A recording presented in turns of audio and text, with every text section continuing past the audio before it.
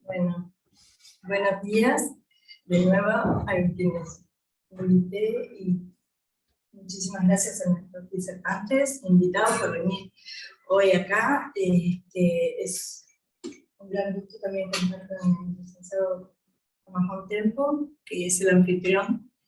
Y también bienvenidos los que están viéndonos por Zoom, que son del interior del país, México, Colombia y Ecuador, hay otra persona, y bueno, también nos da mucho gusto que nos acompañen. Realmente estamos muy comprometidos con este tema de Colombia, los desafíos desde la guerra a los desafíos de paz, porque realmente es un tema que nos convoca.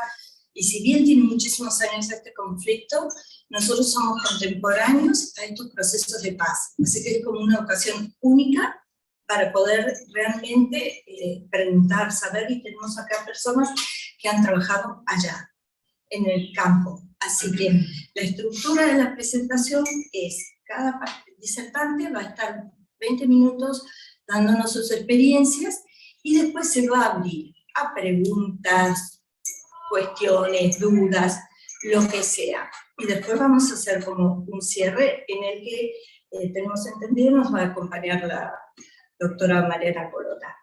Así que bueno, les cuento un poquito lo que es Asociación Respuesta para la Paz, que es convocante junto con la Universidad de El Salvador.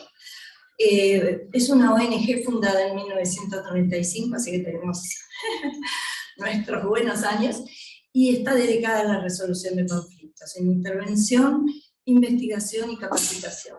Nosotros tenemos un convenio institucional con la Universidad de El Salvador. Hace unos años hemos organizado acá el congreso del CLAIP, que es el Consejo Latinoamericano de Investigación para la Paz. En ese momento yo era secretaria general. Ahí la conocimos a Melanie Patelli, que es de la casa también, egresada de acá, y quien desde entonces colabora con nosotros en nuestra institución y bueno, forma parte de la comisión directiva, etc. De la USAC no voy a hablar, pero queda en manos de Montempo el tema de cómo se da esta posible asociación entre una ONG argentina local y una universidad de este prestigio, pero que tiene justamente la apertura mental para abrir a estas posibilidades.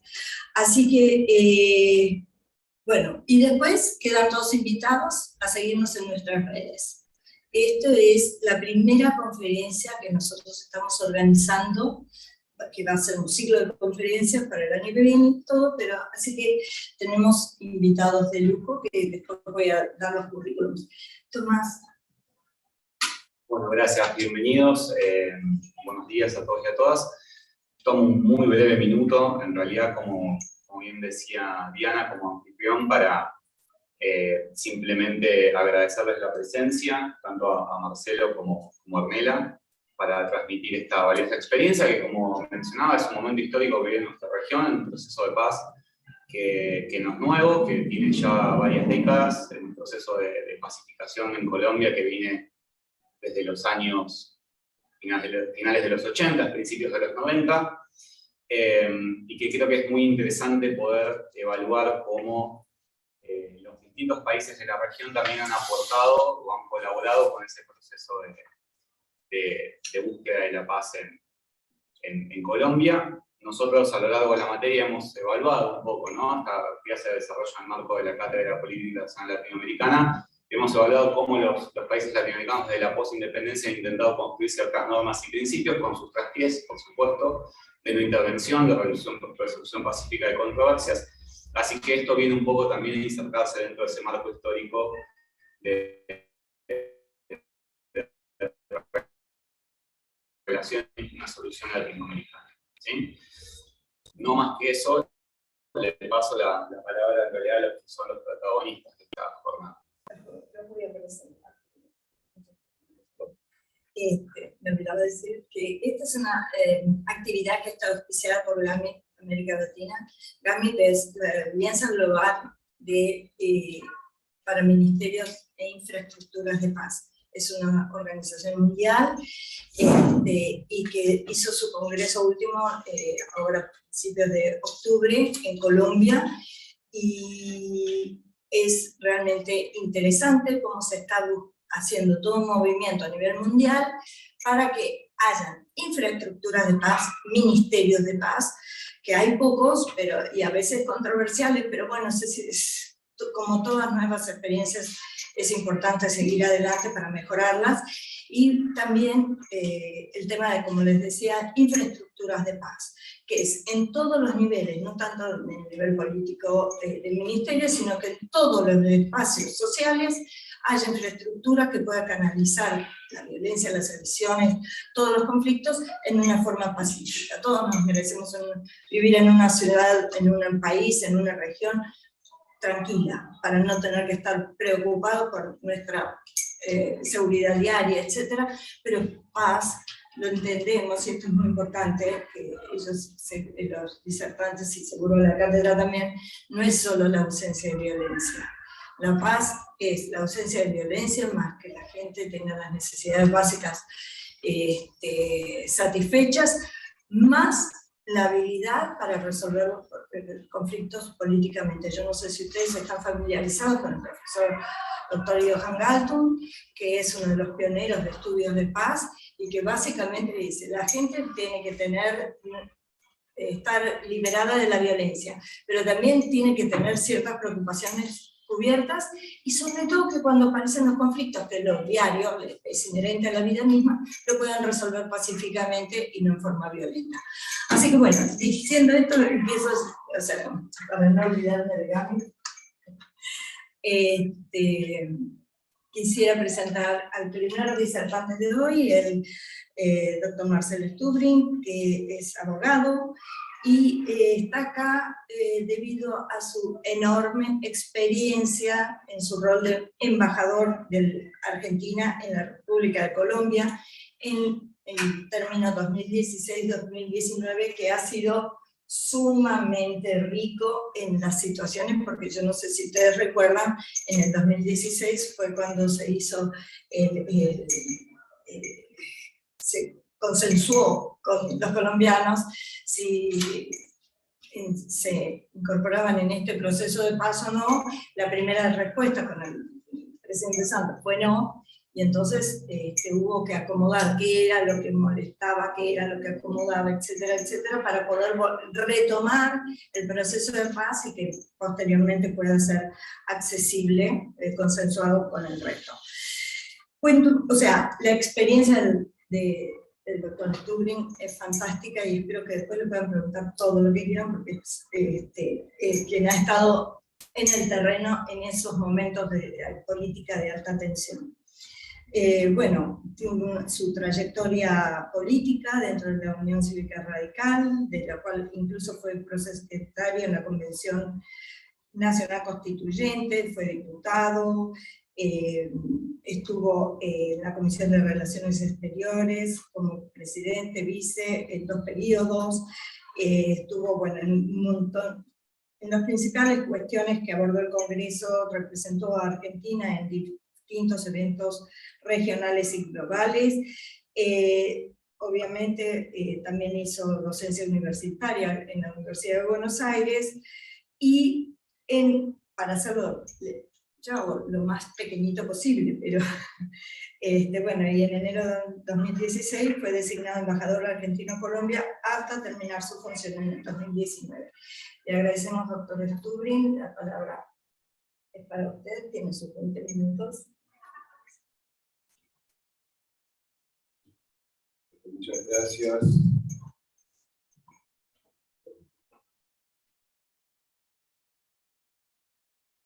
Colombia tiene la misma cantidad de habitantes que la Argentina, en un tercio del territorio. Está atravesada por 3 cordilleras, que me parece un dato turístico. Estas 3 cordilleras, los Andes, las 3 ramas de la cordillera de los Andes, provocan una situación compleja. Combinaciones, es una proeza cruzar las cordilleras.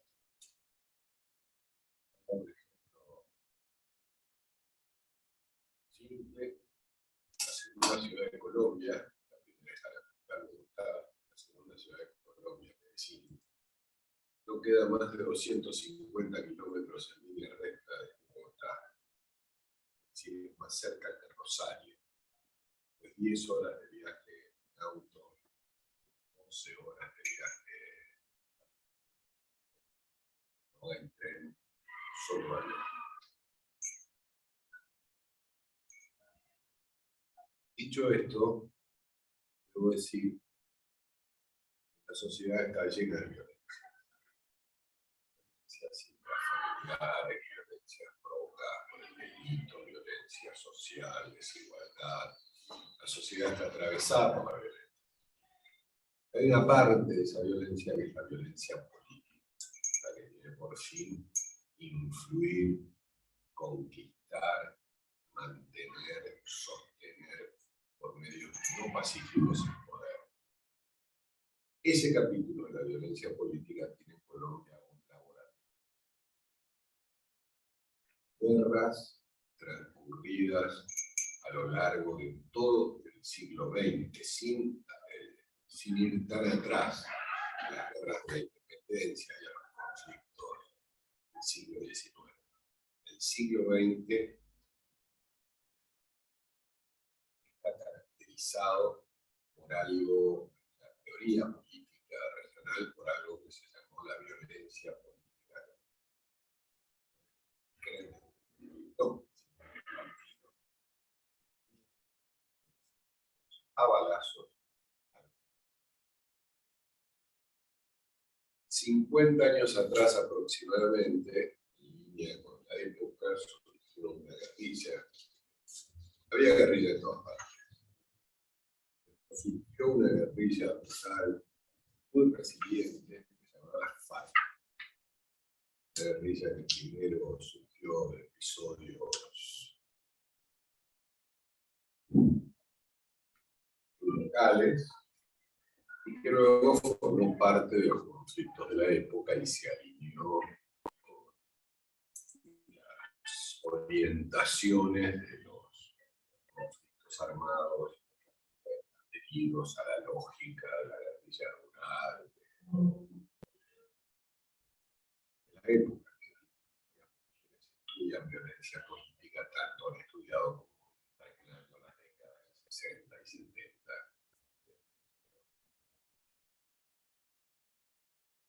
Esta guerrilla, junto a otras, convivió con dos fenómenos. El primer fenómeno, un tremendo conflicto que escaló hasta mediados de la década del 90 con los carteles de la droga, que asolaron Colombia. Hasta convertirlo en un momento casi en un estado fascista. Fuertes presiones de los carteles de la droga para evitar extradiciones a los Estados Unidos, tremenda presión, una presión al sistema institucional para objetivos. Estos carteles estaban verticalmente integrados. Producían la droga, la comercializaban, la trasladaban a los mercados internacionales de consumo y así la producían.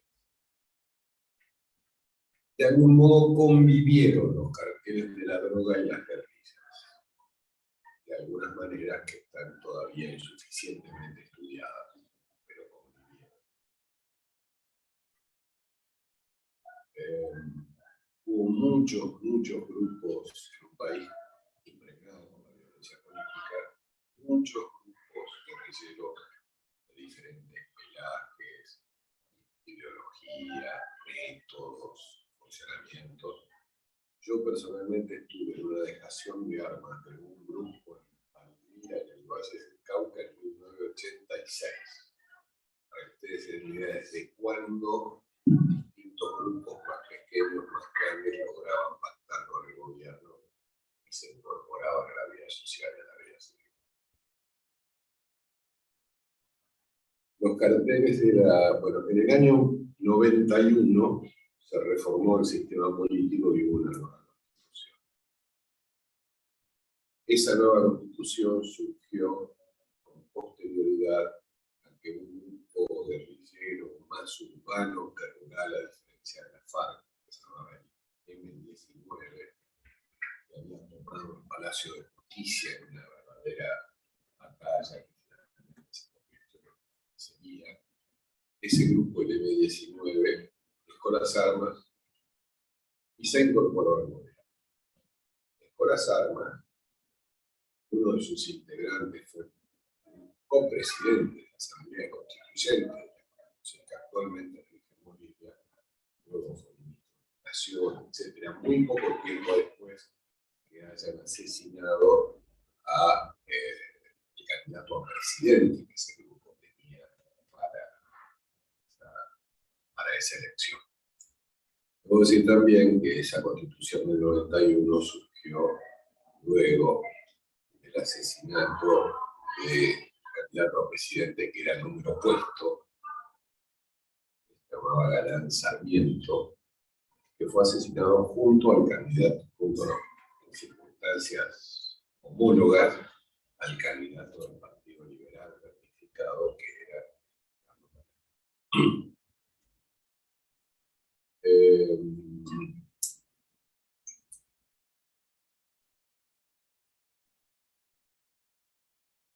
¿cuál es el contexto? El contexto es: los carteles de la droga desaparecieron, los carteles de la droga, cartel de Cali, cartel de Cocaína, no la producción de cocaína. La producción de cocaína tiene un territorio muy propicio a esa geografía de tanto aislamiento y de tan difícil acceso. Área genéticamente modificada para que sean plantas de coca genéticamente modificadas para que sean inmunes al glifosato. Hay una tremenda productividad de esta plantación, tan grande que se habla de 4 y en el país hasta 5 cosechas anuales. La cosecha es una maniobra muy simple porque los niños se llaman raspachines, frotan la hoja. La planta de coca es como un dibujo, una planta de té. Se frotan las hojas, caen, se meten y luego comienza el proceso de industrialización. Los productores de coca tienen en promedio 1 hectárea, .2, 1 hectárea, .3. Cada uno son decenas de miles que se encuentran en lugares del país de muy bajo acceso del Estado, en el sentido del Estado capaz de poner ojo, del Estado policial, del Estado militar. Se encuentran en lugares de acceso remoto y al cual la fuerza pública no puede acceder porque si accede la hipótesis es que los van a fumigar o que los van a desalojar y en consecuencia ahí se produce una situación de incidencia tremenda. Bien. Luego de varias presidencias, producto de la Constitución del 91, en el año 2000, con muchos intentos de acuerdo y desacuerdo, de negociación con la FARC, el presidente Santos logra la asistencia técnica de Noruega, respaldo de algunos gobiernos que acompañaron el proceso de paz, logra un acuerdo con la FARC. Este es un acuerdo de paz que tiene una característica, no única, pero una característica llamativa. No consiste en que los rebeldes dejan las armas, el Estado las recupera y les otorga una amnistía o hay un proceso de cese de las hostilidades y de las beligerancias. No, es un proceso muy complejo que contiene casi 400 páginas, todo tipo de previsiones que ustedes se imaginan. Allí se negociaron políticas educativas, de medios de comunicación, cuestiones de género, Y la principal, que es la cuestión agraria, que en el centro del problema vista de la reivindicación de la FARC, quedó formulada de una manera, podemos decir, todavía no se pudo implementar. Con buena energía, porque los gobiernos pudieron, no quisieron, por distintas razones. Pero les quiero decir, la implementación de este acuerdo de paz es un gigantesco monumento. Entonces fue un día de gran celebración, se firmó el acuerdo de paz en Cartagena, fueron todos los presidentes, todos los organismos del mundo, las Naciones Unidas. Fue un día de gloria para la paz de nuestra región. Luego se sometió este acuerdo de paz a un plebiscito. El presidente Santos le preguntó a los colombianos quién parecía el acuerdo de paz, porque contenía reformas constitucionales, las cúpulas de la FARC tenían ingresos, bancas, digamos, un acuerdo de una extraordinaria complejidad que no tengo en 20 minutos ni una hora para contarles. Pero los teóricos en el mundo de los acuerdos de paz sostienen que los acuerdos más complejos, más duraderos, construyen mejor confianza, no es simplemente una cuestión de que dejo las armas y me voy y vuelvo a un lugar y después me armo de vuelta al principio. Bueno, cuando el presidente Santos sometió a votación, los enemigos de los que votaron por no al acuerdo de paz fueron más que los que votaron por sí. Y esto fue un cachetazo duro al acuerdo de paz, pero sin embargo las fuerzas internacionales, el gobierno del presidente Santos, etcétera, se las ingeniaron para insistir, producirle algunas reformas, llevarlo al Congreso, porque el plebiscito no era obligatorio, fue seguramente una decisión del presidente Santos sobreestimando el prestigio de su gobierno y la buena prensa del acuerdo de paz. Sin embargo, Colombia es un país donde las Fuerzas Armadas son consideradas como en otros países de la región, ajenas a los sectores populares y no son consideradas protectoras de personas débiles, porque así tuvieron demostraciones muy serias contra distintos fenómenos. Bueno, el proceso de paz se reconfiguró, se firmó, y ahora vienen los problemas. Los institucionales se reconfiguraron sencillamente, los jefes terminaron de los partidos políticos, dejaron las armas. Las Naciones Unidas designó una misión muy importante de apoyo, notificación del proceso de paz, una misión directamente dependiente del Consejo de Seguridad de las Naciones Unidas. Esta misión, que fue presidida por un general, que fue conducida por un general argentino, se ocupó de la dejación de armas de la FARC. No quiero dar esas armas se destruyeron, se han fundidas, se instalaron monumentos en distintos lugares del mundo con estas armas destruidas. Aproximadamente 15.000, si contamos los guerrilleros activos, más los milicianos, más parte de sus familias, aproximadamente entre 15 y 17.000 personas dejaron las armas como pertenecientes a la comunidad. Esto es internacionalmente considerado un éxito extraordinario. No obstante lo cual, hubo un 20% de los integrantes de algunas regiones, algunos comandos regionales de la organización que no se sometieron a los que se rebelaron. Esto es lógico, estaba previsto, porque muchas veces en la historia de la humanidad no hay ninguna novedad. Hubo grupos marginales de la guerrilla que no aceptaron el proceso.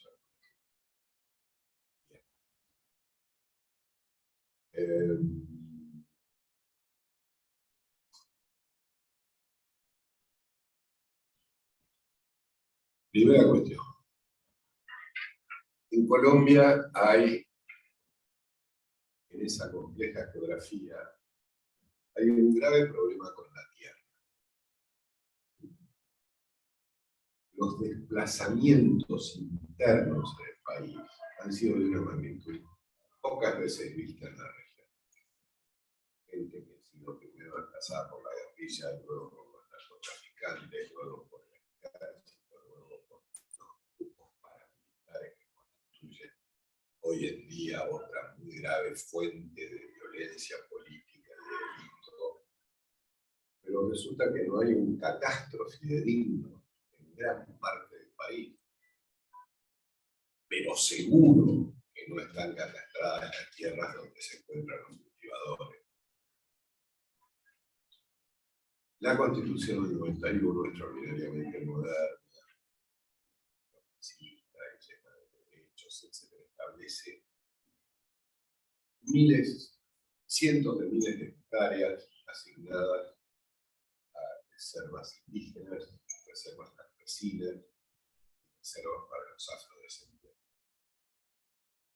En esos lugares de altísima productividad se encuentran estas familias cultivadoras que, por supuesto, no merecen la categoría de narcotraficantes, merecen la categoría de cultivadores que compran a domicilio y les pagan al contado.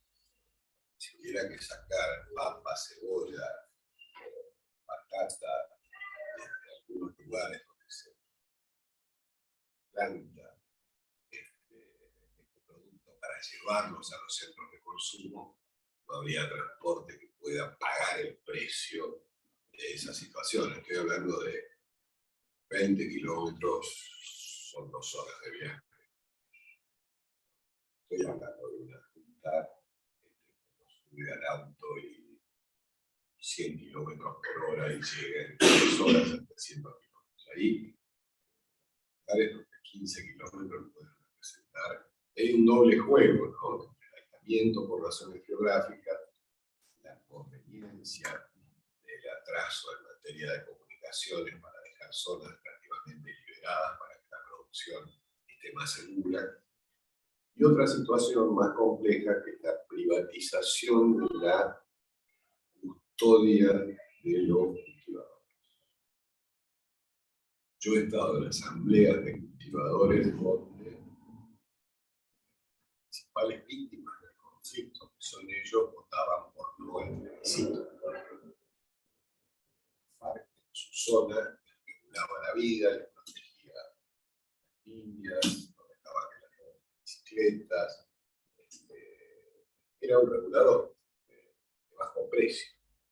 De gente más pobre que rica, no pobre en el sentido de marginal, pero pobre en el sentido de que lo que pagan por esa producción primaria, la etapa preindustrial o apenas en la etapa de elaboración, es muy poco en comparación con precios siderales que estos productos tiene Nueva York, o Tokio, o París.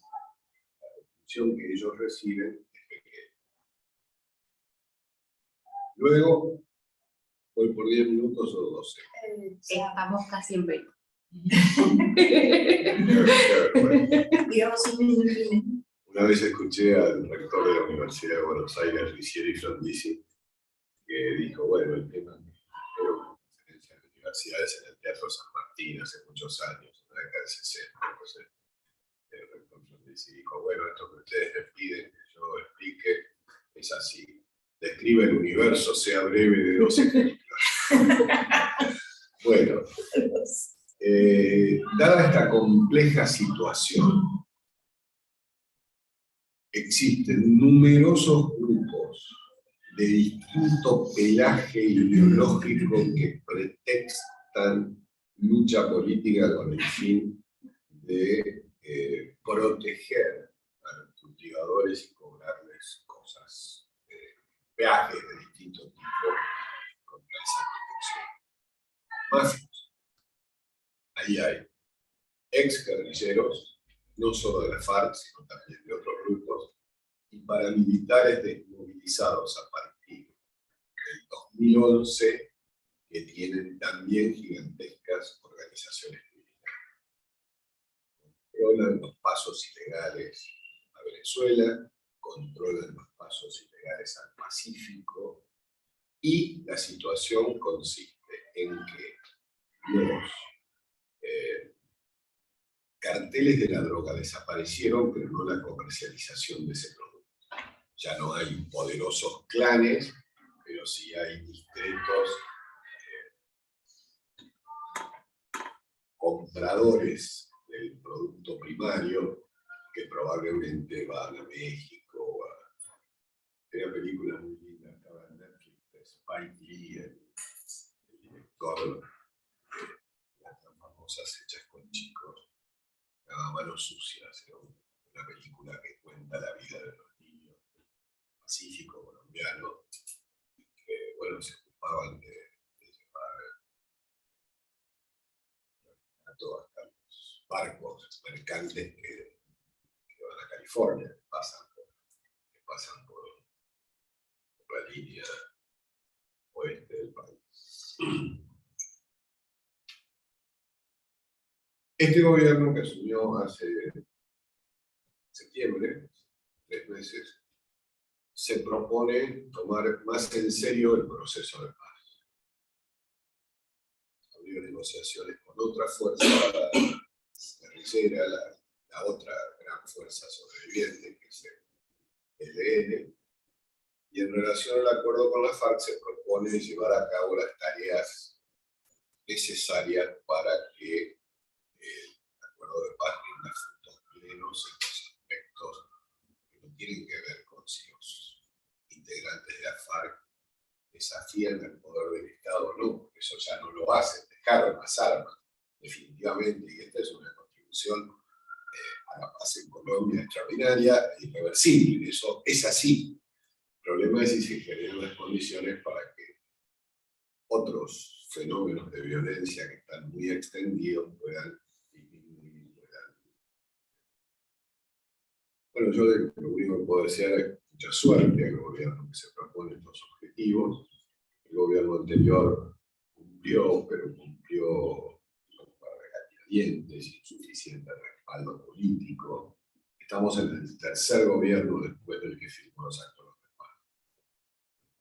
18 hubo un cambio de gobierno, en 2022 hubo un cambio de gobierno, en un periodo de 4 años, y los presidentes no se pueden reelegir.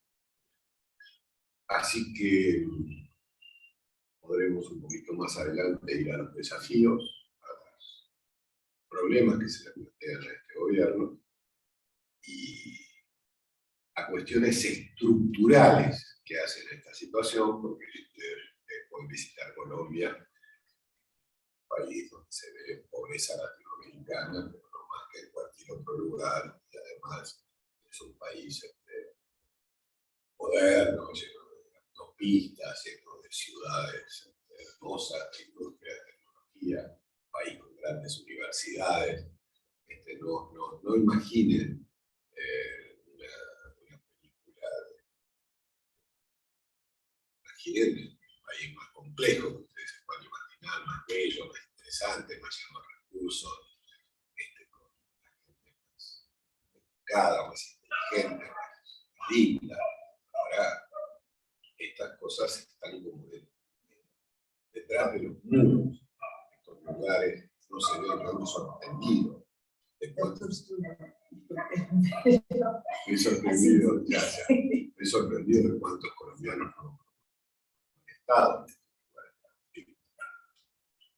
Seguimos. Gracias.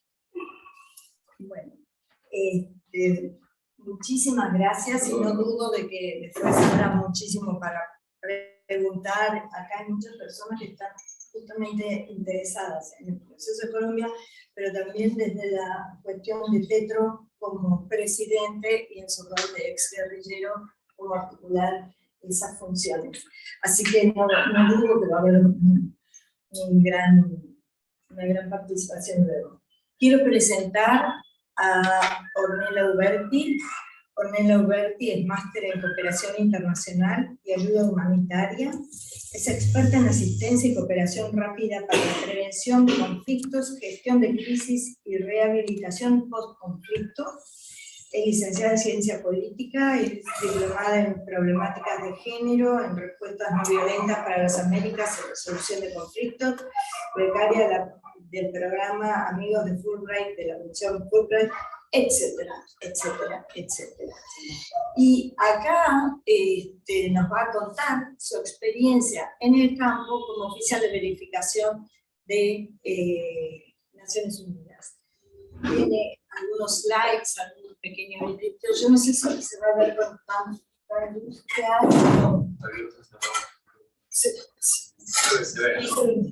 ¿Lo ven? ¿Ustedes lo ven? Yo creo que sí. Entonces, si pueden bajar las persianas como para...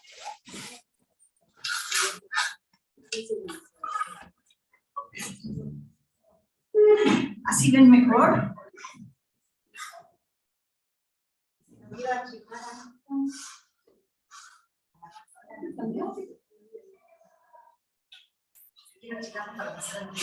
Tenés que...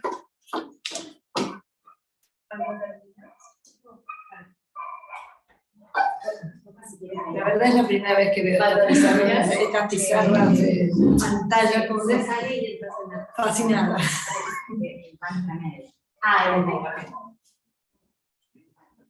Creo que cuando chicas hay una... Claro, no pueden fallar, chicos. Es el vivo. Si querés, cuando estar así, te pones acá, ahí, y de última, cuando lo querés sacar, vas acá. Sí.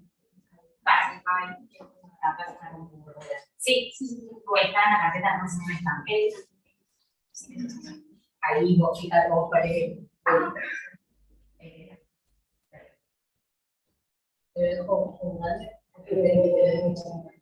sí, no. Y ahí podés manejarlo mejor. Bueno, ¿cómo están? Buen día para todos y todas, y la gente que está conectada también. Como nos comentó un poco Marcelo, era un desafío pensar cómo reducir o cómo achicar nuestras experiencias. Estuvimos más o menos la misma cantidad de tiempo, por lo menos el último periodo. Yo estuve 4 años en Colombia, había estado ya en 2016, en el momento del referéndum que también comentaba Diana.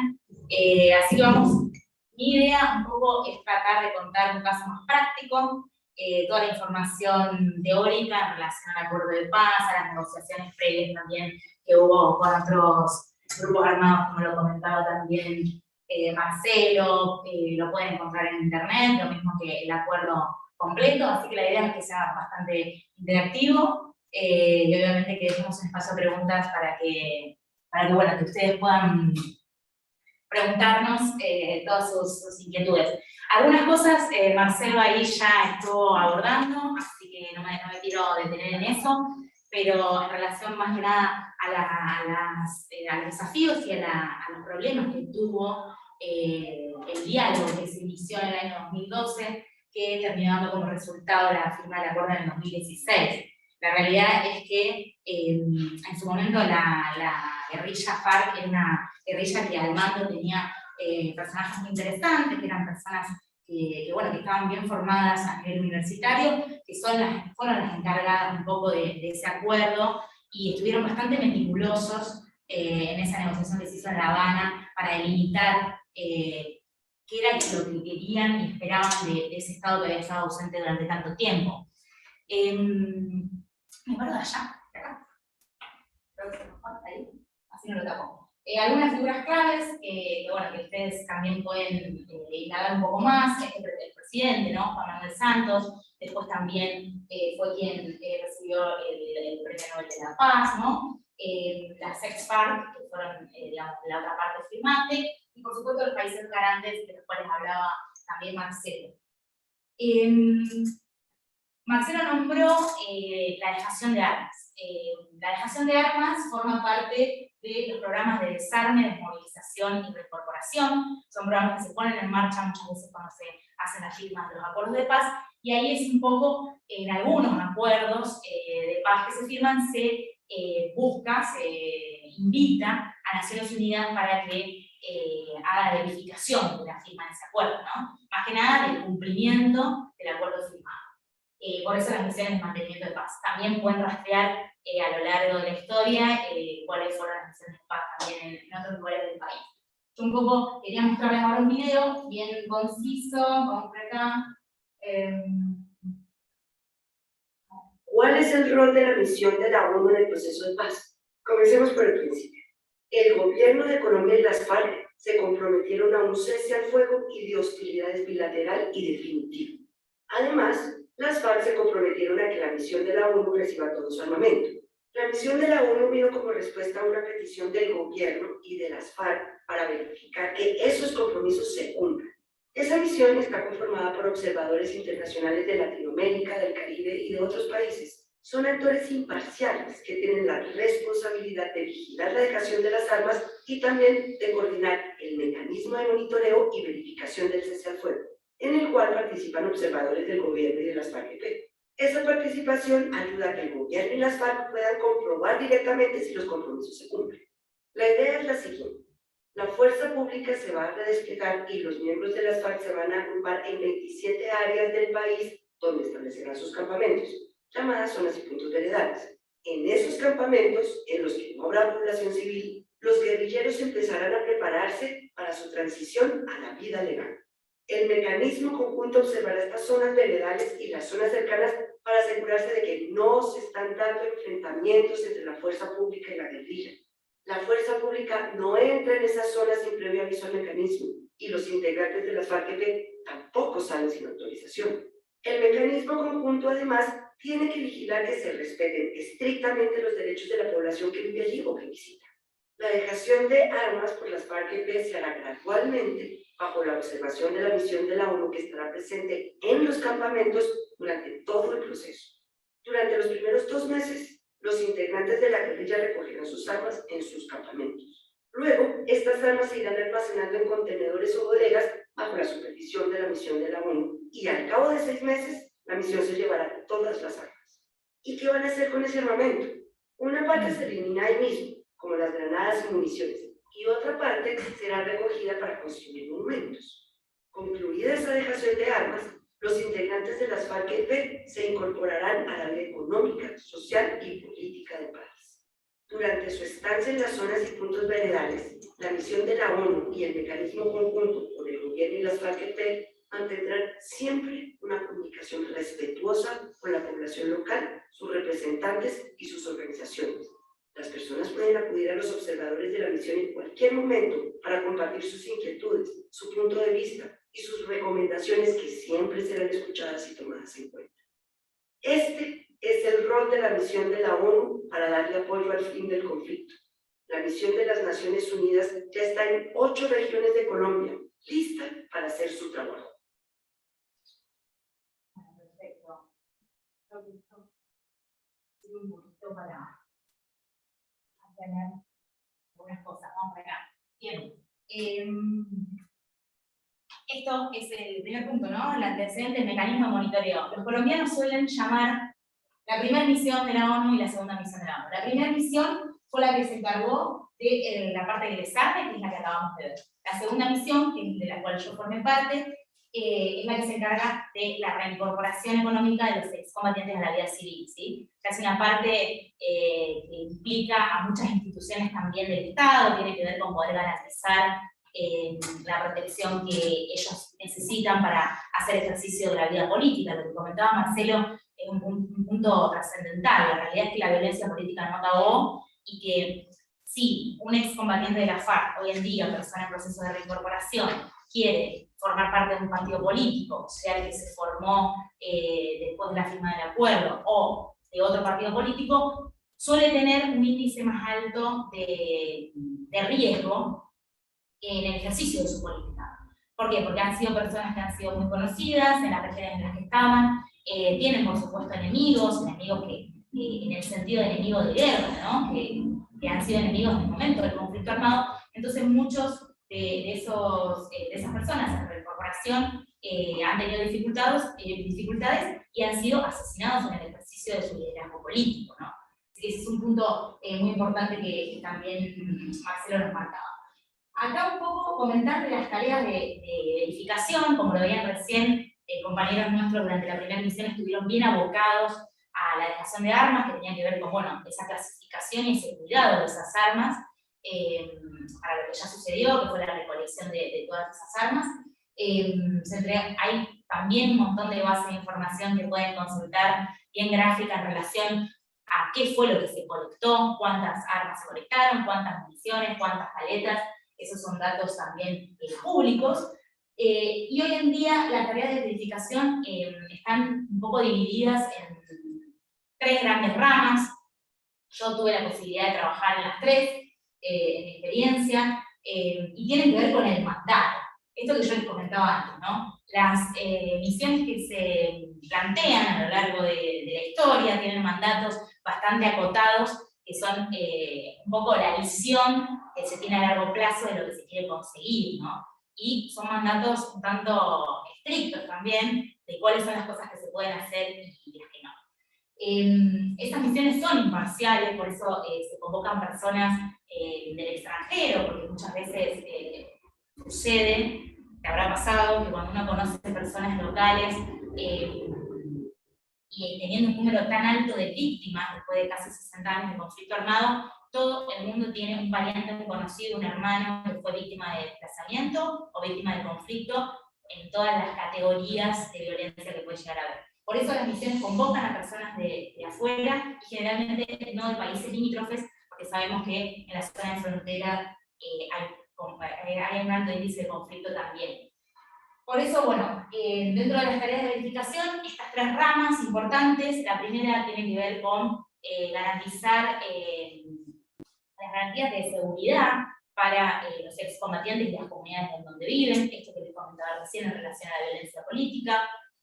La otra gran línea de verificación tiene que ver con la reincorporación social, política y económica. Ahí hay una rama bastante dura en el trabajo de los proyectos productivos y de reconciliación, que es el casito que vamos a ver en la próxima diapositiva. La otra rama tiene que ver con la justicia restaurativa, ¿no? Es un gran hito también en Colombia, porque se creó, con la firma del acuerdo también, una justicia un tanto paralela para judicializar y resolver un poco los hechos que sucedieron en el conflicto armado.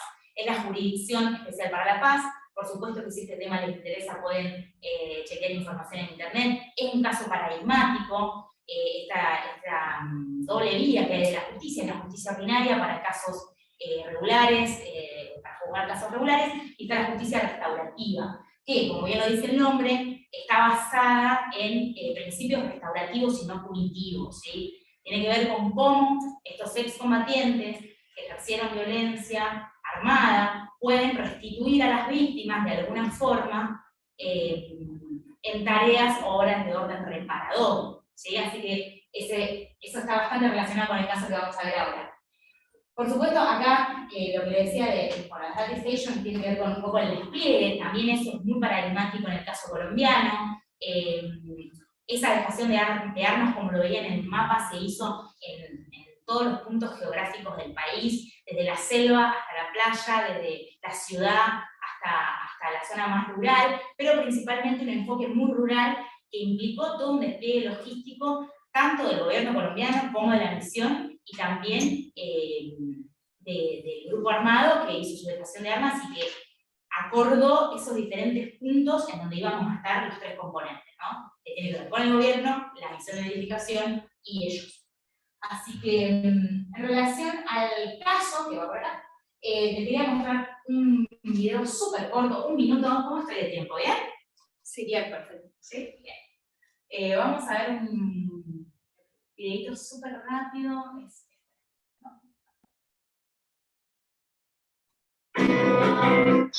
Llegamos a La Pacola, finca perteneciente al resguardo indígena de Cañamar Mapieta.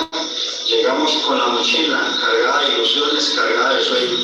Consigo y con nosotros llegaron también las víctimas, personas que se daban y nos daban la oportunidad de iniciar un proceso de sanación de vida. heridas causadas por el conflicto.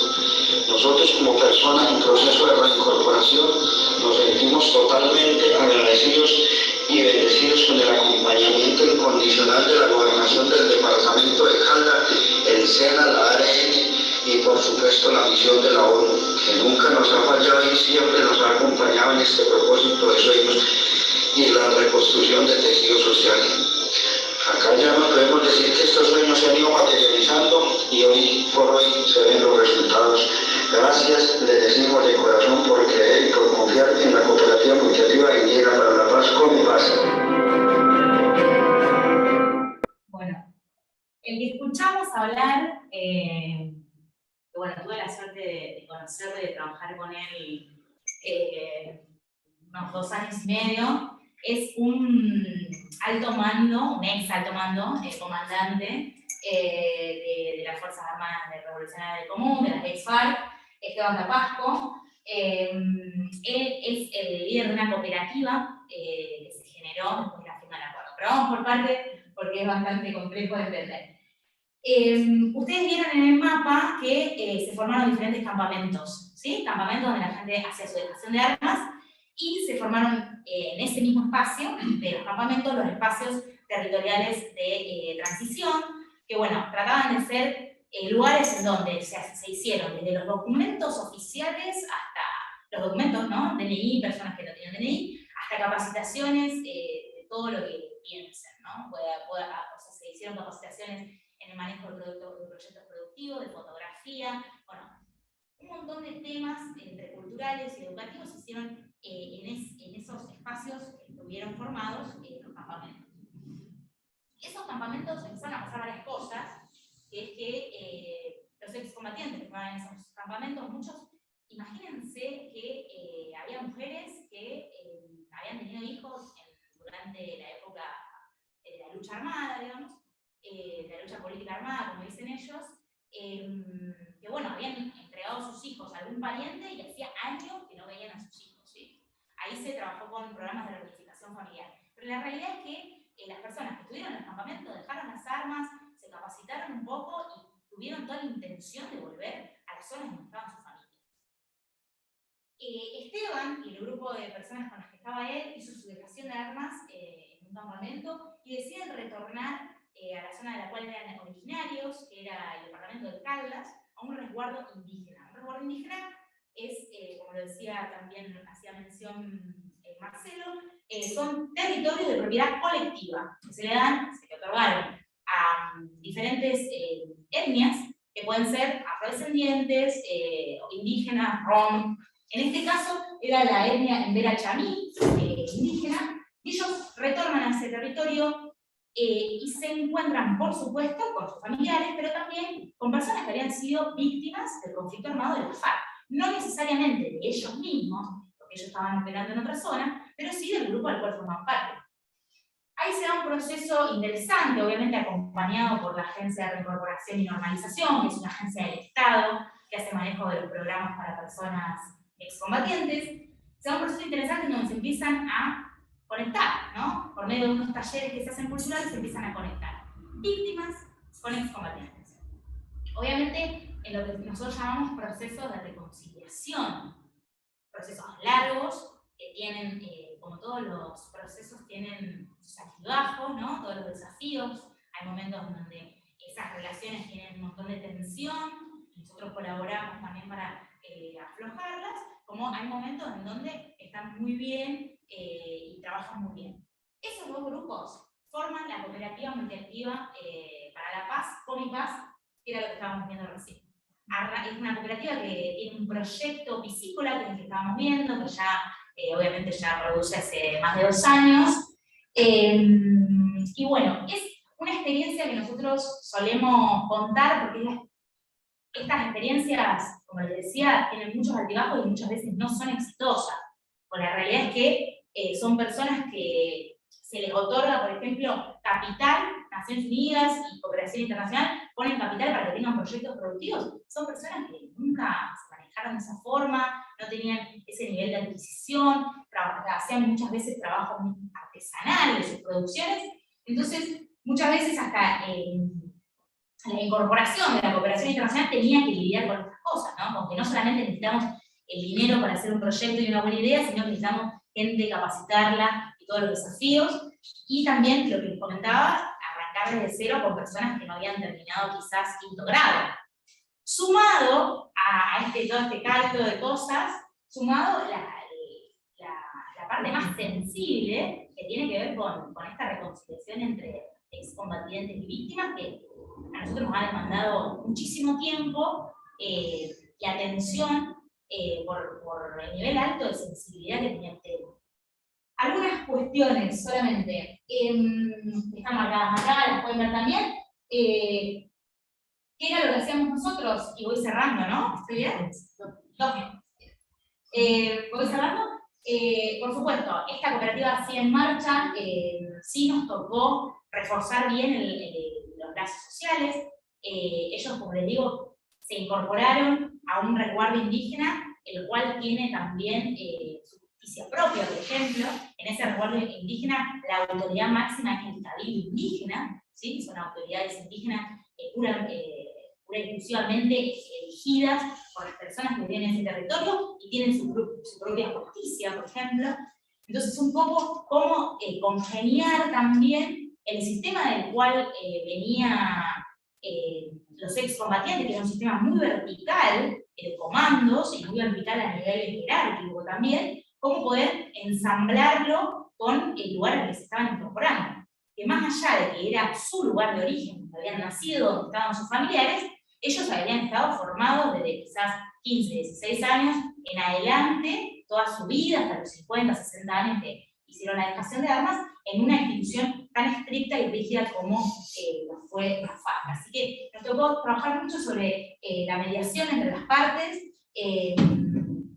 sobre el diálogo, por supuesto. Implementamos proyectos productivos, implementamos también proyectos de reconciliación, trabajamos con mujeres y jóvenes indígenas también.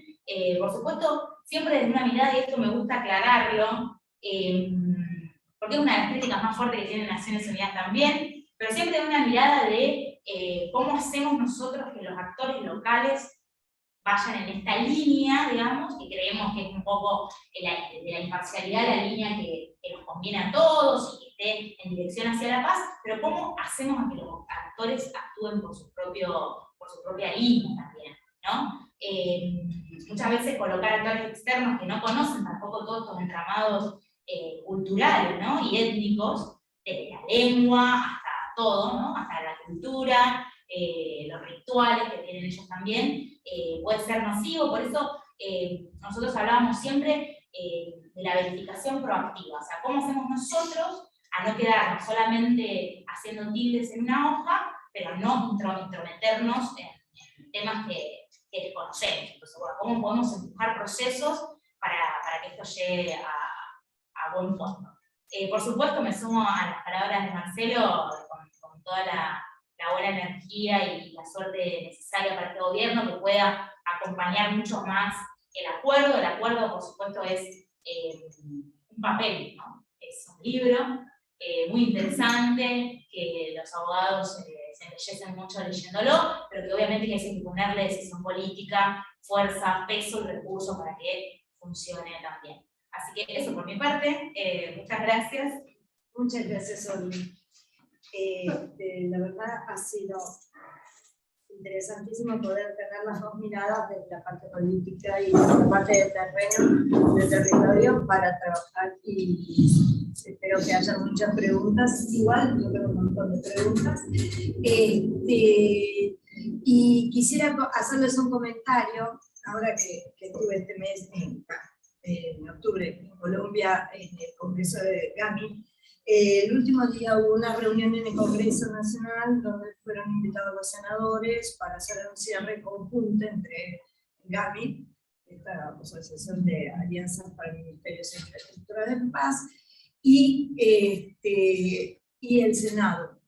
Para las cuestiones, está bien, GAMI es una organización internacional, pero si Colombia puede apoyarse en la experiencia de GAMI, es altamente productivo.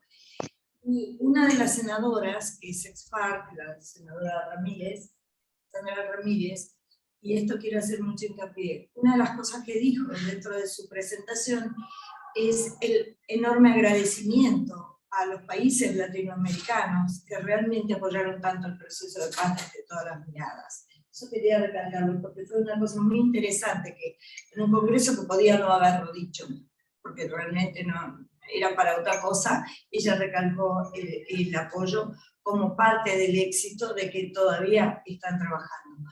Toda esta situación descrita y todo está en curso.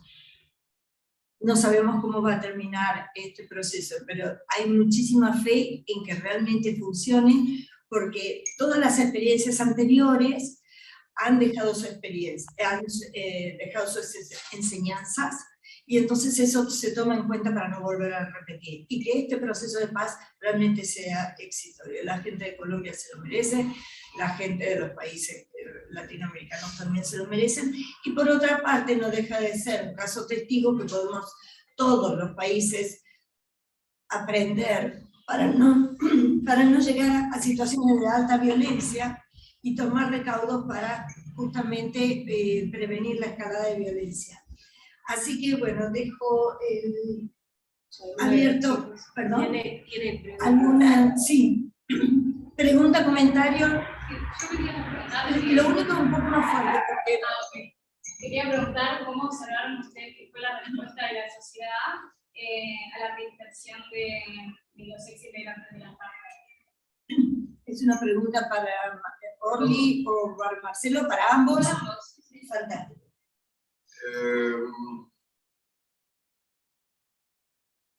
Como ella nos contó muy bien, no fueron a su casa, o sea que no sabemos. Los campamentos estuvieron años, pero 12.000 guerrilleros, 17.000 con milicianos reincorporados en un mar de casi 50 millones de habitantes son experiencias micro. No podrías evaluarlo social y políticamente. Es un país donde hay un dato curioso, lo dije pero lo reitero, las Fuerzas Armadas también están victimizadas frente al delito y la guerrilla. Ha habido atentados muy dramáticos provocados por la guerrilla y ha habido violaciones de los derechos humanos muy dramáticas. No tan lejano.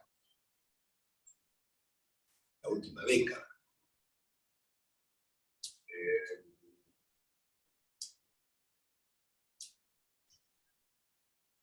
Yo voy a hacer una analogía fea, pero la voy a hacer porque... Está grabado. Fea, pero no nada. Es como imaginar que el mar de pobreza que rodea nuestra ciudad de Buenos Aires puede ser abordado rápidamente, resuelto mediante una decisión de voluntad de alguien. Y estamos frente a un conflicto. El padre Rodrigo Sarazaga, aquí están familiarizados, que es uno de los principales especialistas en pobreza en la Argentina, suiza que trabaja en CIES, así se llama, CIES, que conoce mucho Colombia y que recorrió mucho de toda la zona de Alto Magdalena, zonas muy críticas, hace que yo pueda decirte sí, siempre que hay paz, hay voluntad de reconciliación, no exenta de los conflictos que tiene la víctima en la casa y reaccionan de una determinada manera. Sobran víctimas y sobran víctimas. Pero hay una situación social de base que ha permitido toda esta conflictividad que no se va a resolver por acto de voluntad de nadie, sino por acciones, recursos, la persistencia del tiempo. Privadores van a tener alternativas para sustituir por productos legales esta producción que ellos están llevando a cabo van a tener, va a ser económicamente posible, van a mantener el nivel de vida que hoy tienen, les van a otorgar la titularidad de la tierra o va a seguir siendo reserva campesina o reserva indígena para que el alcalde sea elegido por los postulantes y haga. No, hay una situación de base que nos resulta muy difícil entender, difícil aprender con eso. Ella va a decir que sí, porque ella tiene experiencias vitales, extraordinarias, concretas. Yo tengo de las malas de las buenas. No, No sé si pero necesito las malas son pocas. no sé si necesito micrófono. Yo tengo una. A ver. Por eso. ¿Cómo? Sí. Ah, por el. No. A ver, algunas cosas. Nuestro trabajo era un trabajo bastante dormido, o sea, nosotros teníamos asignado un grupo de personas y esas personas si se movían o si se mudaban después de la salida de los campamentos, si se salían de esos lugares o se mudaban, generalmente nos avisaban porque tenían mucha confianza en nosotros. Y nosotros lo que tratábamos de hacer cuando llegaban a otro lugar, bueno, me mudé a Rosario, por ejemplo, ¿no? Bueno, tratar de articular con los compañeros que teníamos en Rosario para que los reciban, compañeros de la ciudad. Teníamos toda una red un poco armada en relación a cómo insertarlos tanto del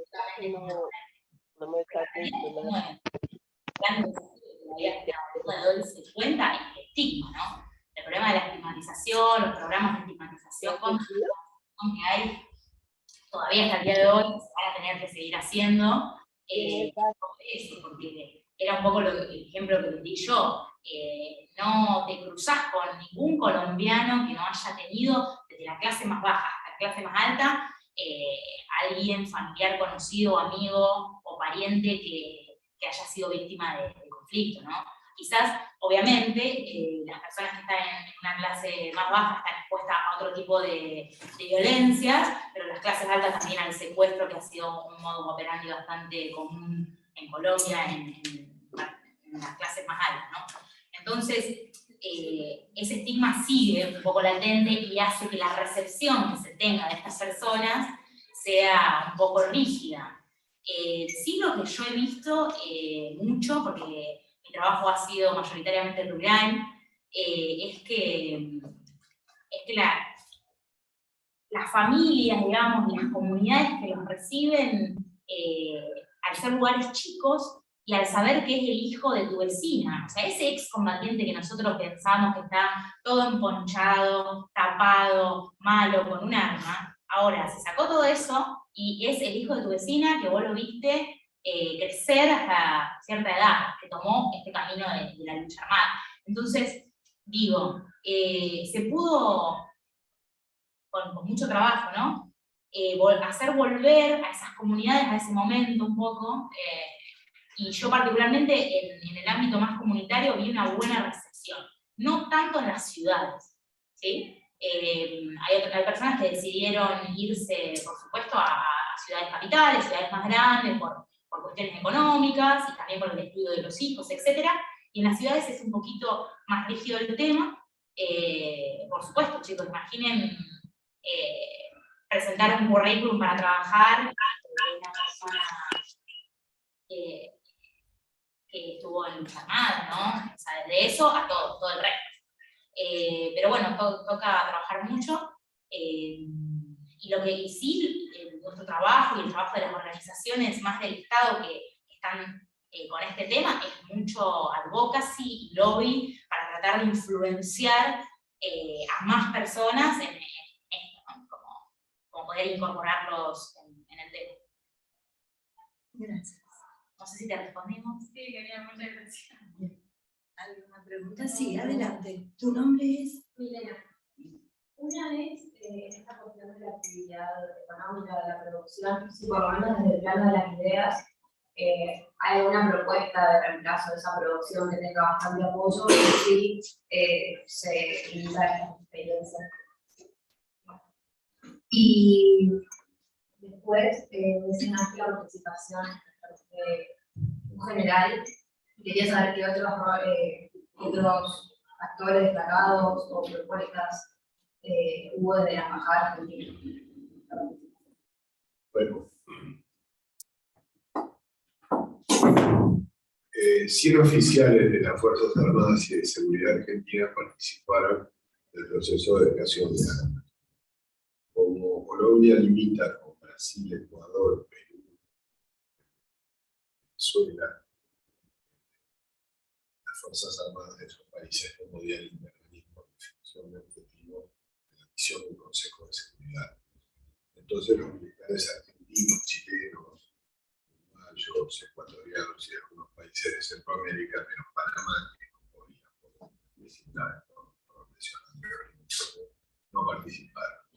Esa primera etapa de la misión, que fue concentrada en la dejación de armas, tuvo un muy protagónico despliegue de oficiales argentinos en todos estos campamentos para realizar las islas, en los cuales fueron concentrados los exguerrilleros previo a su reincorporación. Muy destacado el papel de los oficiales y de las oficiales de todas las Fuerzas Armadas y de Seguridad en ese proceso. Muy resaltado todo. Segundo, digamos, el Consejo de Seguridad, las 2 veces por año que correspondía, exaltó el papel de la misión. Segundo, sustitución de cultivos. Este es un tema que lleva 50 años en Colombia. Hay todo tipo de propuestas, pero la cuestión es esta. Depende de la región, depende de la zona, depende del acceso, depende de la distancia a los centros de consumo, depende de otros conflictos que tienen que ver con la propiedad de la tierra. Es muy variado, porque en general la producción de coca está en todo el contorno del país. Algunos enclaves internos, pero todo el contorno del país.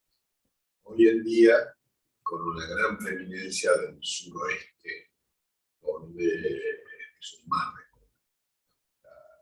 La producción ha crecido. El mercado mundial sigue demandando. Y este es el corsi, digamos, el eterno juego del problema. Si vos tuvieras recurso infinito y pudieras hacer las rutas, y pudieras otorgar la propiedad de la tierra para que ellos puedan integrarse, porque, digamos, el Estado está ahí. Yo he recorrido mucho, zonas muy recónditas. Hay escuelas, hay secundarios, hay poca atención de la salud, salvo dispensarios muy primarios, pero la policía está dentro del cuartel y no puede ser, porque si sale desafía la economía. Después hay otros delitos, más allá de la producción de coca. Usted para hacer una ruta, el puente con Venezuela está cerrado, pero a lo largo de 100 kilómetros, de 100 kilómetros de Cúcuta hacia el norte, debe haber 80 trochas. Trochas se llaman a los caminos clandestinos.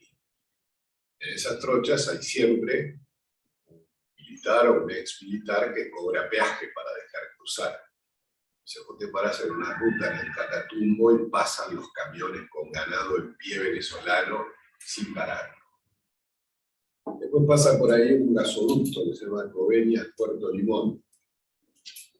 Entonces vos podés ver que cada 5 kilómetros alguien pinchó el gasoducto, puso una canilla y tiene una destilería propia.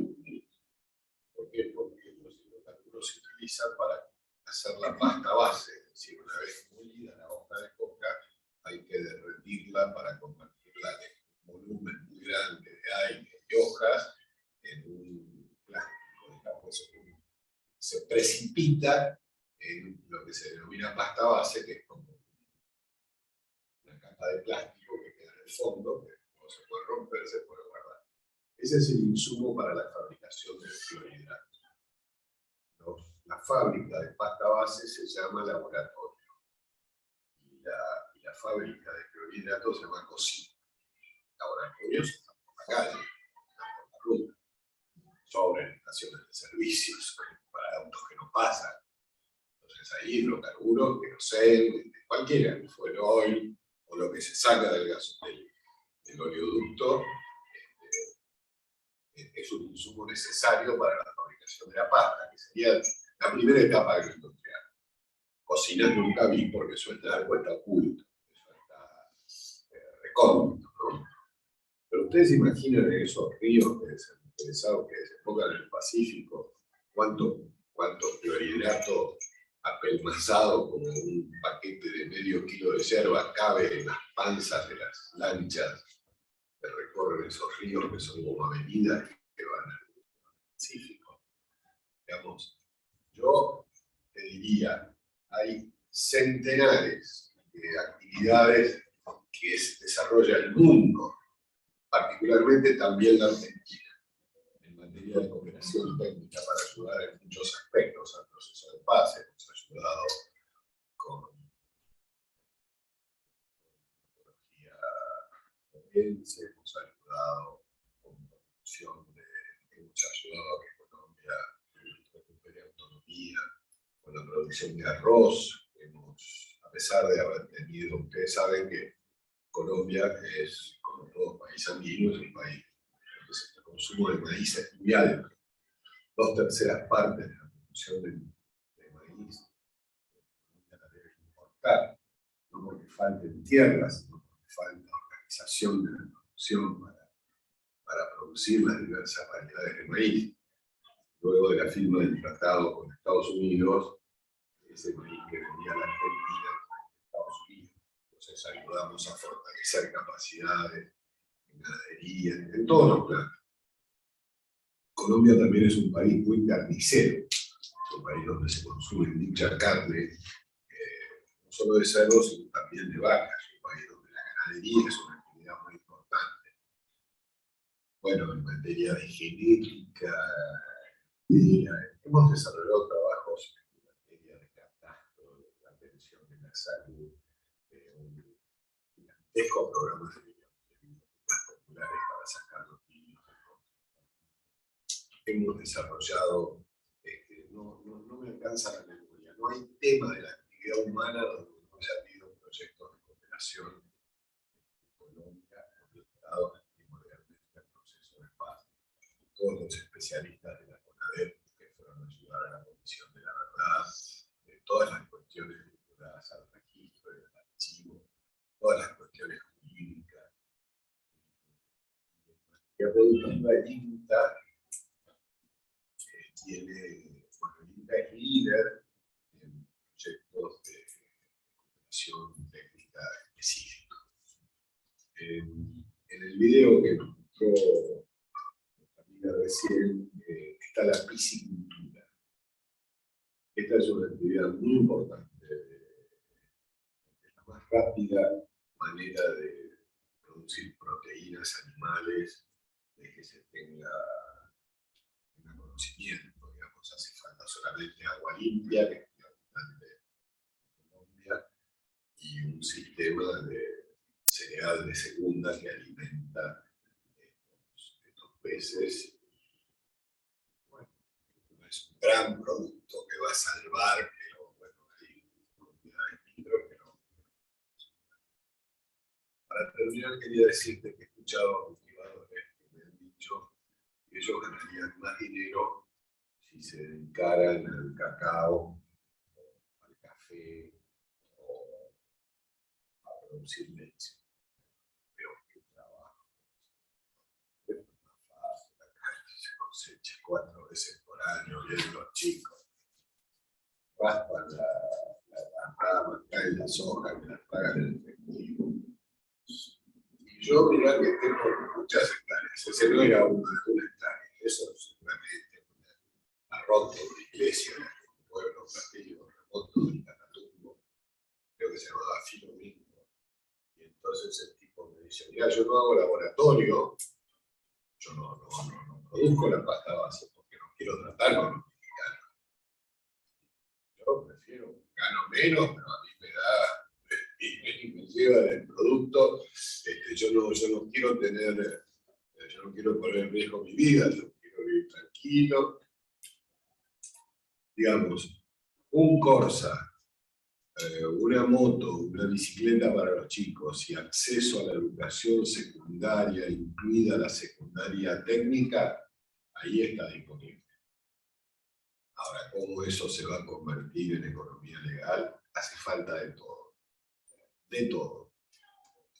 Yo he visto proyectos de familias que se ponen de acuerdo para hacer un gallinero, para no tener que traer los huevos desde la ciudad, para poder abastecer a poblaciones pequeñas.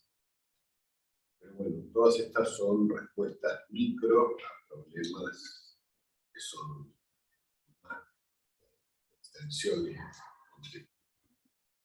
Pero por algún lado hay que empezar. No, bastante directa, ¿no? Una pregunta. ¿A mí? A los dos. Porque es una cuestión, o sea, es no sobre lo que pasa ahora, sino una mirada volviendo al 2016, por ejemplo. Mucha gente de la diáspora colombiana en Argentina, cuando se le preguntaba sobre este tema del proceso de paz, que iba a ser el plebiscito, fue muy interesante ver como dos vertientes. La gente joven que estaba acá en Argentina, le parecía bastante razonable que se dijera basta de guerra, es suficiente, ya hemos tenido. Y nos encontramos con que la gente mayor, o sea, no los jóvenes, pero la gente mayor colombiana, decía no, si votaran, votarían por el no. O sea, una cuestión, les diría, generacional. Que la gente joven les parecía de lo más bien votar por el sí en el plebiscito, y la gente mayor era como que estaban todavía cargados con muchas de las historias dramáticas y que no podían permitir, les parecía que para los guerrilleros iba a ser una salida fácil. Algo totalmente diferente de lo que parecía en el proceso de Chipre, que se va justo al revés. Pero volviendo al tema colombiano, ¿ustedes, en su experiencia, notaron esa cuestión generacional en el punto de vista si ir por el sí, ir hacia un proceso de paz o el no?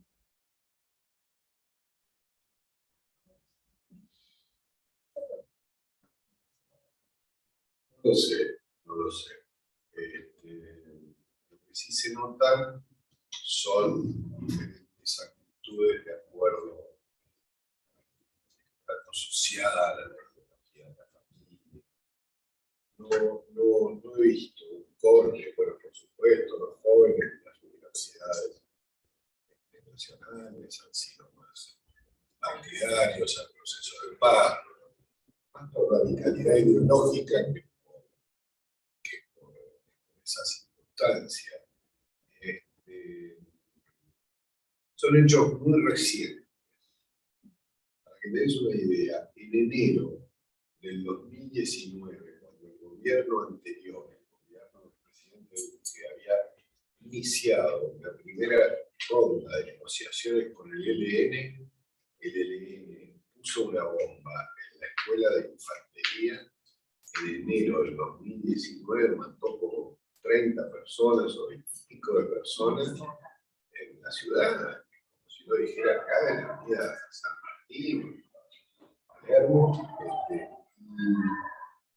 y era un grupo medio extraño, un grupo poco profesional, pero el ELN se hizo cargo, al diablo de la negociación que estaban llevando a cabo.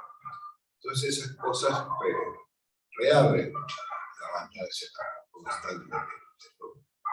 Después durante el gobierno anterior se producían estas matanzas de líderes de derechos humanos, militares, territorios, ¿no? Entonces murió un periodista. En general, esto es una interpretación mía absolutamente personal, ¿no? En general a la oposición de izquierda le resultaba más fácil culpabilizar al gobierno de derecha de que no garantizaba la seguridad. Porque ahora le pasa al presidente Petro, que también matan gente, porque los que los matan son los del Plan del Golfo, los grupos partidos que rodean con decisión protectiva y extorsiva simultáneamente todo el tráfico de estupefacientes y todo el proceso de producción. Este producto prohibido internacionalmente y otros productos, porque al lado de eso viene el contrabando, vienen muchos negocios para grupos violentos rodeando la marginalidad.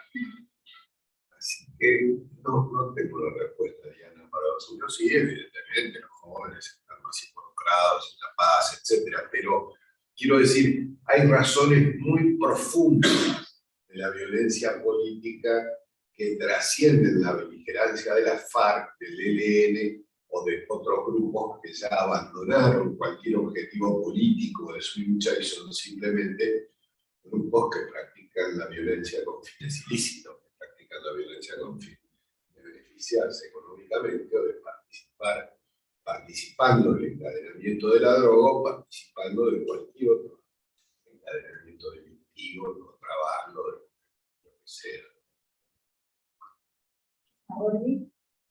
Sí, solamente un condimento más a sumar. Coincido bastante con Marcelo, pero un poco.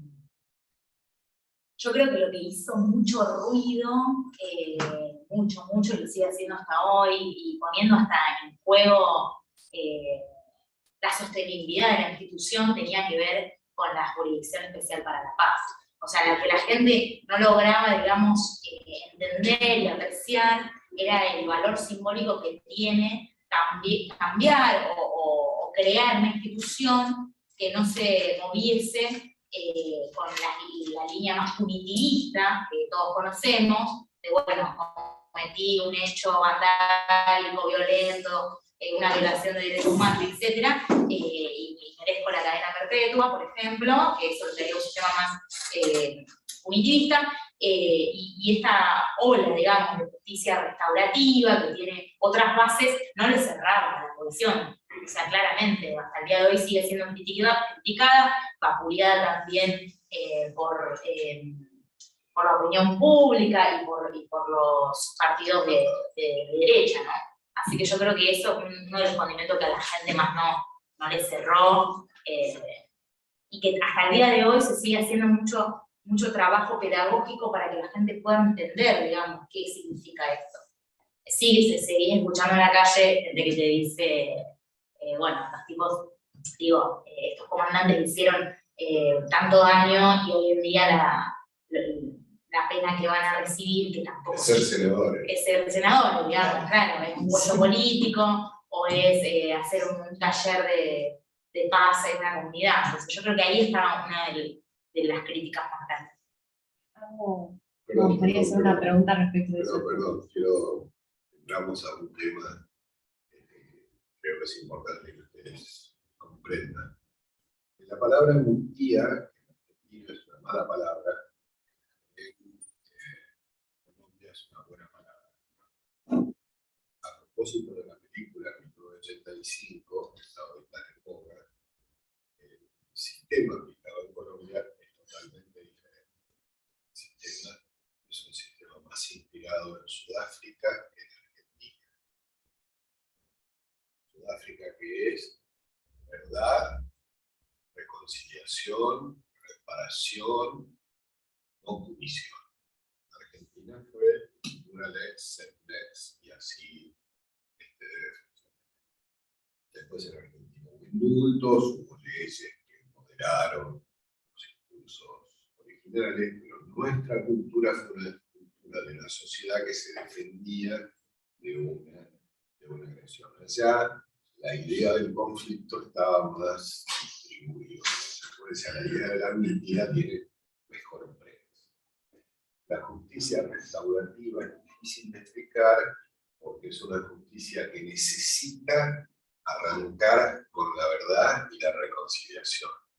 Eso se ha producido. Han ido los tipos que hay un club muy importante en Bogotá que se llama El Lugar, donde un atentado con 140 muertos. Una bomba local puesta hace 18 años ahora. Bueno, entonces ahí fueron los que lo hicieron, pero ¿qué quiere decir reparar? ¿Cómo reparan? Piden disculpas, se reúnen, hay audiencias, reconocen, admiten. Entonces, parte de la sociedad le pide a la FARC que utilicen los fondos que habían recaudado para indemnizar a las víctimas y viceversa, y no se produce una compensación. Todos los caminos llevar a cabo justicia presente sobre hechos del pasado son muy difíciles.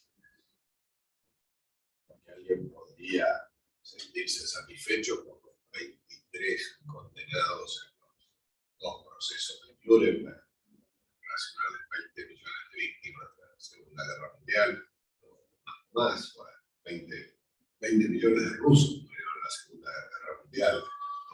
No tengo la cifra porque es inconmensurable de cuántas víctimas ocasionó ese conflicto. Por eso digo, estos problemas abren capítulos más profundos, pero la verdad de mí, el testimonio que yo puedo reunir aquí, porque estamos en un recinto universitario que respeto, etc., el testimonio que yo puedo reunir es: el conflicto es un conflicto estructural, económico, social, mucho más que un conflicto derivado de la decodificación presente de hechos del pasado y de estos problemas que, muy bien decía nuestra amiga, son temas todavía candentes y todavía en debate, pero no están en el corazón del conflicto. El problema de la violencia política desarrollo. Ahora, el presidente Petro, que ya no puede culpar al gobierno anterior, tiene que hacerse cargo de que siguen asesinando líderes sociales. Y eso es que no era tan fácil como se decía, no era un gobierno desatento al problema, era algo más.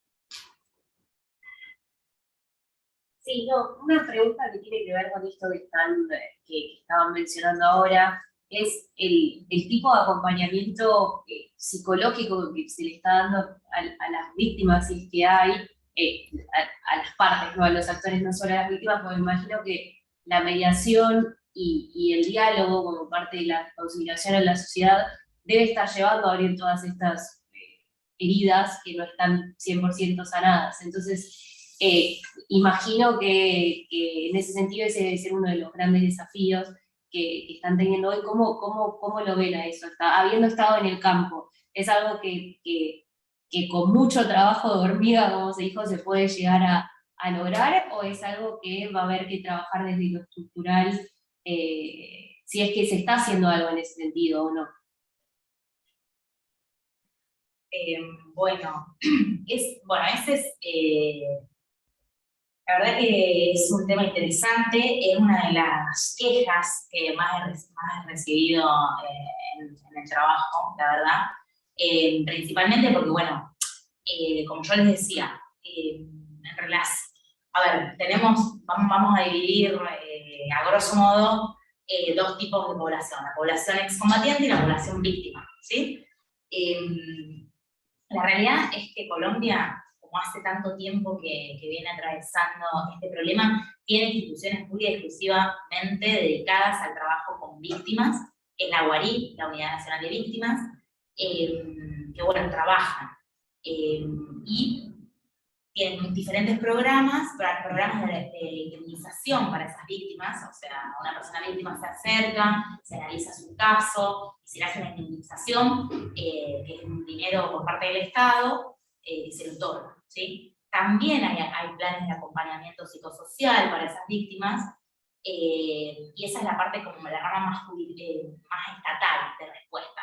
Después, obviamente, hay agencias de Naciones Unidas que trabajan hace muchos años, muchos más años que nosotros con la misión, como ONU Derechos Humanos, que trabaja pura y exclusivamente con las comunidades, y también hay una gran rama que la verdad que yo valoro muchísimo, que es el de la diáspora religiosa, ¿no? El trabajo que hacen directamente las arquidiócesis, desde la iglesia, con las comunidades indígenas y con las comunidades más remotas, realmente es muy valioso. Y hacen también este soporte psicosocial con víctimas. Después, en relación a la población excombatiente, como les comentaba, hay una agencia que trabaja pura y exclusivamente con personas que son excombatientes, no solamente de la FARC. Cualquier persona que hoy en día esté armada en Colombia y decida reincorporarse a vida civil, se acerca a esa agencia y puede recibir, tiene garantía de derechos para recibir los programas que allí están. Y también tienen un ala de apoyo psicosocial. La realidad es que falta muchísimo y que aparte, ¿cuál es el tema? En un tema donde uno tiene recursos escasos, siempre prevalece la atención en los temas económicos. En cómo hacemos para que estas personas consigan un trabajo, cómo hacemos para que estas personas produzcan algo en su comunidad y puedan comer. ¿Cómo hacemos? Siempre es ese el punto principal y se deja un poco de lado la parte psicosocial, que por supuesto es súper importante y necesaria, porque pasa un poco esto, que cuando uno tiene un espacio, a mí me ha pasado más de una vez, y a mis compañeros también, tiene un espacio de conversar, de tomar un café a solas, la gente se quiebra en lágrimas y te cuenta y te un poco sus penas, y uno no tiene quizás todas esas herramientas para sostenerlo en el tiempo, ese trabajo de desahogo que es necesario. Pero bueno, así estamos, pero todavía falta muchísimo en ese punto, pero sí que es sumamente valioso lo que hay que hacer. ¿Alguna pregunta a los que no preguntaron todavía o alguna reflexión, algo que les haya llamado la atención, que no haya quedado claro, o que les gustaría un poco más de ampliación? A mí me da mucha intriga. Un poquito más fuerte, por favor. Perdón. Habla mucha intriga el tema del nuevo presidente de Petro, que ya que como excombatiente, cómo lo ve la sociedad,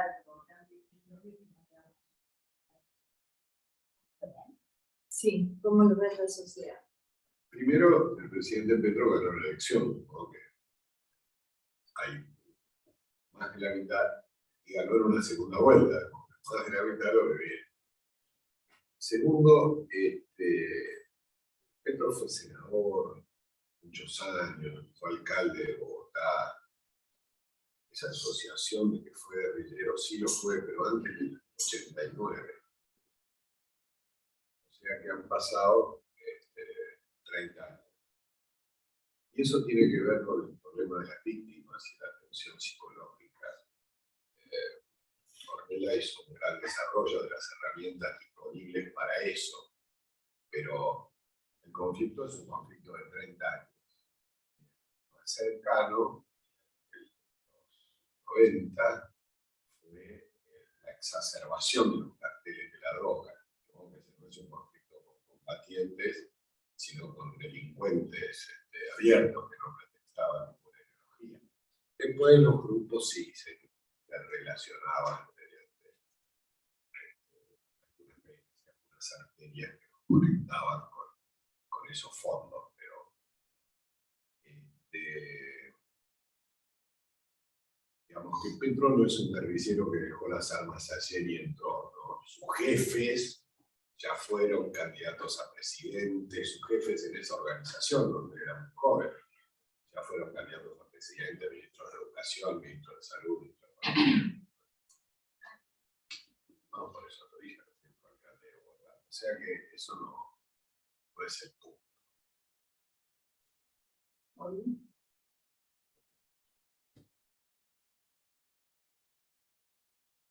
¿Alguna otra pregunta?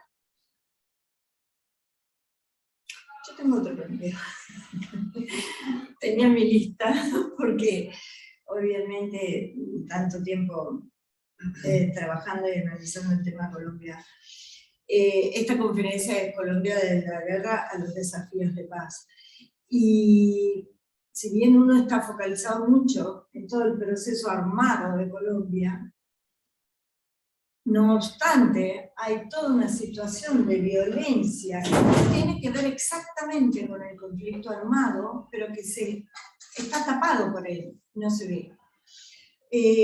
Una cuestión, por ejemplo, no tanto en las grandes ciudades que están más abiertas, por decirlo de alguna forma, sino que en el interior, en los pueblos, en el llano, como dicen, por ejemplo, hay una gran discriminación, pero no te diría discriminación, sino peligros hacia comunidades no tradicionales, por decirlo de alguna forma, como son grupos de diversidad sexual, etcétera, donde al día de hoy desaparecen jóvenes, desaparece gente que por su orientación sexual está muy mal visto, pero no solo desaparecen y no se los vuelve a ver, sino que las familias tienen temor a denunciar, porque entonces las familias también van a ser víctimas de represiones, o de quién sabe qué. Entonces hay como un temor colectivo, pero muy soterrado, que forma parte de las cuestiones de violencia que atentan contra la paz. Desde ese lugar, como desafío de paz, es cómo empezar a incorporar estos temas que no tienen tanto que ver solamente con el conflicto armado, que como digo, por el nivel de tragedia tapa todo, sino con estas cuestiones de cultura profunda de violencia, que también tienen que empezar a ser tenidas en cuenta en algún momento. Has dicho todo. Yo lo que diría es muy breve. Colombia es una sociedad, es un país con muy baja inmigración. A diferencia de la Argentina, Uruguay, Brasil, Colombia es un país donde rige el ius sanguinis. Es decir, es colombiano solamente el hijo de colombianos. Se puede. Yo voy, mi hijo, aunque nazca en territorio colombiano, no tiene derecho a tener la nacionalidad sino mediante otro factor. Entonces una sociedad patriarcal, conservadora, tiene esta reacción. Debe pasar en muchos lugares del mundo. Quiero pensar en México, pero países, ¿no? Pero este problema es un problema típico de la región y está planteado en toda la región, ¿no? Pero no solo allá, no conectar en el mundo también en sociedades más tradicionales y más cerradas. Yo solamente agregar ahí una cosita, y es que bueno, que Marcelo lo pudo plantear también en su exposición, que tiene que ver con bueno, entiendo lo que comentás y tiene que ver también con pensar que, bueno, son un poco las instituciones también las que forman esos pensamientos, ¿no? Tanto la comunicación como las instituciones forman pensamientos, y hay como una bajada de línea también, dependiendo qué instituciones nosotros seamos parte de esas líneas de pensamiento, por ejemplo, con la comunidad, el avance de los derechos de las comunidades LGTB. La realidad es que lo que comentaba Marcelo, yo comparto totalmente. En Colombia hay lugares en donde el Estado, hasta el día de hoy, todavía no llegó. O sea, y eso implica que lo máximo que hay es una escuela rural, donde hay comunidades donde no hay ni siquiera una escuela rural, y tienen que tomarse un bote, pagar para llegar a su comunidad, o a un centro de salud más cercano. Entonces ahí un poco queda liberado, ¿no? Que la cultura se pase de generación en generación, que eso está muy bien, que se compartan muchos saberes ancestrales también, en ese sentido, con la medicina, por ejemplo, pero que también queda muy limitado al abordaje de los pensamientos más progresistas que nosotros podemos consumir en las ciudades. Así que también para mí pasa un poco por ahí.